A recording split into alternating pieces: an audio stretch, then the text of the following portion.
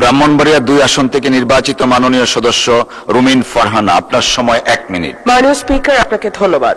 মাননীয় স্পিকার, আমাদের ব্রাহ্মণবাড়িয়া জেলার সরাইল উপজেলার 9টি ইউনিয়নে প্রায় 3.5 লক্ষ মানুষের জন্য একটি হাসপাতাল আছে যেটি মাত্র 50 শয্যা বিশিষ্ট, এবং সেই হাসপাতালটা নিজেই একটা রোগীর মতো, কারণ এখানে প্রয়োজনীয় সংখ্যক চিকিৎসক, কর্মচারী, চাহিদা মাফিক ওষুধ, অত্যাধুনিক যন্ত্রপাতি, এই সকল কিছুর সংকট বিদ্যমান। আমাদের এই হাসপাতালটিতে 10 কোটি টাকা ব্যয়ে একটা 6 তলা ভবন নির্মাণের পরিকল্পনা নেওয়া হয়েছিল, কিন্তু 5ই আগস্টের পর ঠিকাদার পালিয়ে গেছে মাননীয় স্পিকার। সো এখন ওই পুরনো দোতলা যে ভবন, যেটি এমনি মানে ভবনটি দেখলেই রোগাক্রান্ত মনে হয়, সেই ভবনটিতেই কাজ চালানো হচ্ছে।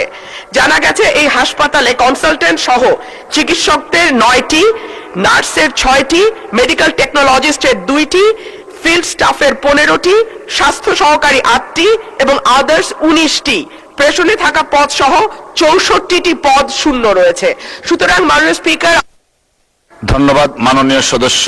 ব্রাহ্মণবাড়িয়া 2 আসন থেকে নির্বাচিত মাননীয় সদস্য রুমিন ফারহানা, আপনার সময় 1 মিনিট।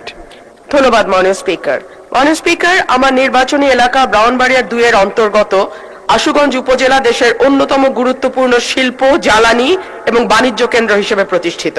এখানে দেশের অন্যতম বৃহৎ 1500 মেগাওয়াট ক্ষমতা সম্পন্ন বিদ্যুৎ কেন্দ্র, আশুগঞ্জ সার কারখানা, পেট্রো বাংলার গুরুত্বপূর্ণ স্থাপনা, নৌবন্দর, সাইলো, গ্যাস কম্প্রেশন স্টেশন সহ একাধিক রাষ্ট্রীয় গুরুত্বপূর্ণ স্থাপনা বা কেপিআই আছে।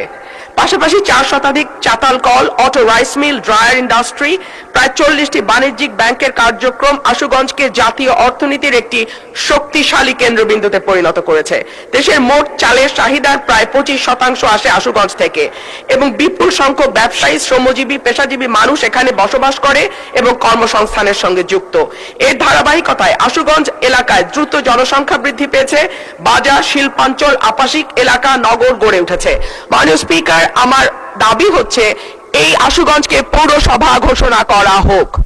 মাননীয় স্পিকার, ব্রাহ্মণবাড়িয়া জেলার অন্তর্গত সরাইল উপজেলা দীর্ঘদিন ধরে নদী ভাঙনজনিত ঝুঁকিপূর্ণ এলাকা হিসেবে পরিচিত। বিশেষত মেঘনা নদীর অব্যাহত ভাঙন প্রবণতার কারণে এই অঞ্চলের তীরবর্তী জনপদ সমূহ প্রতি বছর মারাত্মক ক্ষতির সম্মুখীন হয়।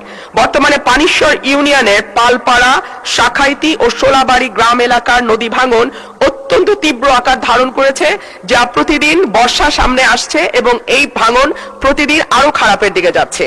এর ফলে অসংখ্য বসতবাড়ি, শিক্ষা প্রতিষ্ঠান, ধর্মীয় উপাসনালয়, কবরস্থান, কৃষি জমি, স্থানীয় অবকাঠামো হুমকির মুখে পড়ছে। ইতিমধ্যে বহু পরিবার বাস্তুচ্যুত হওয়ার আশঙ্কায় অনিশ্চয়তার মধ্যে আছে।